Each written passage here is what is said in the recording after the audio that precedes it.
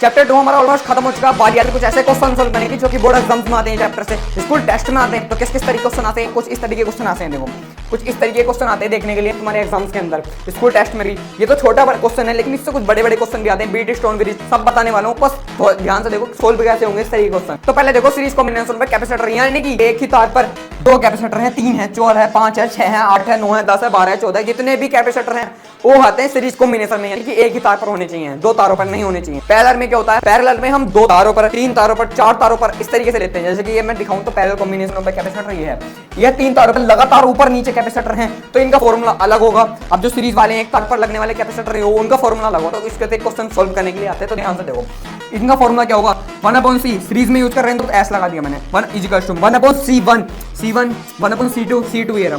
तो 1/c1, 1/c2, 1/c3, 1/c4, 1/c5, 1/c6 इस तरीके से यूज होते हैं फॉर्मूला बनता है इस तरीके से। अगर यहाँ पर 6 कैपेसिटर एक ही तार पर होते लगे हुए, जैसे कि ये 1 2 कैपेसिटर यहाँ अगर 6 लगे होते तो 1/c1 से 1/c2, 1/c3, 1/c4, 1/c6 मतलब वहां तक कैपेसिटर को हम ऐड कर सकते हैं इस तरीके से। तो ये फॉर्मूला है। अब तुम देखो पैरेलल कॉम्बिनेशन ऑफ कैपेसिटर, यानी कि जैसे कि एक तार है, इस तार में से 3 तार निकले, इन पर तीनों का अलग अलग कैपेसिटर होगा, इसका अलग है, इसका अलग है, इसका अलग है, C1 C2 C3। अब इनका फॉर्मूला कैसे यूज होगा, फिर दोनों एक ही तार पर जाकर मिल गए तो इनका फॉर्मूला क्या होगा। इनका फॉर्मूला होगा C = में पैरेलल वाले में यूज कर रहे हैं ना, P बना दिया।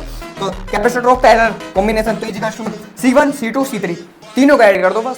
अगर तुम्हें ऊपर नीचे लग रहे हैं तीनों को ऐड कर दो, सीधे लग रहे हैं 1/c1, 1/c2, 1/c3। अब सोल्व करो क्वेश्चन को, देखो कैसे होगा। तो देखो जैसे कि ये बहुत इजी क्वेश्चन है, सोल्व करो।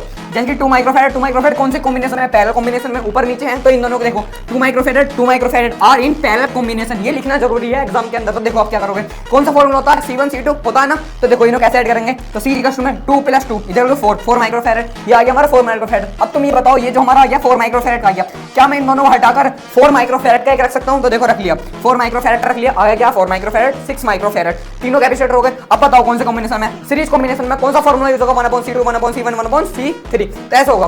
तो देखो 4 microfarad 6 microfarad are in series combination. तो देखो कैसे फॉर्मूला यूज होगा, 1/c = 1/4, 1/6। अब इनका एलसीएम लोगे तो 12 आएगा। अब इन तीनों को एलसीएम लेकर जो सॉल्यूशन करोगे 8.12 आएगा। जैसे हम काटेंगे 4 से काट दो, 4 2 8, 4 3 12। अब देखो 1/c = 2/3। अब आगे देखो इन्हें कैसे सोल्व करोगे। अब यार 2/3 हमें चाहिए C, तो C = में 3 को ऊपर ले जाओ, तो C = में 3/2 माइक्रोफैरड। ये आ गया हमारा टोटल आंसर उस क्वेश्चन का। जितना भी हमारे पैरेलल और सीरीज वाले कॉम्बिनेशन सबको ऐड आउट कर कराएगा हमने, जो भी फॉर्मूला लगाए। हमारा फाइनल आंसर क्या है, C = में 3/2 माइक्रोफैरड। मैं तो जब जानूंगा आप इस क्वेश्चन का आंसर कमेंट में टेक्स्ट मारोगे।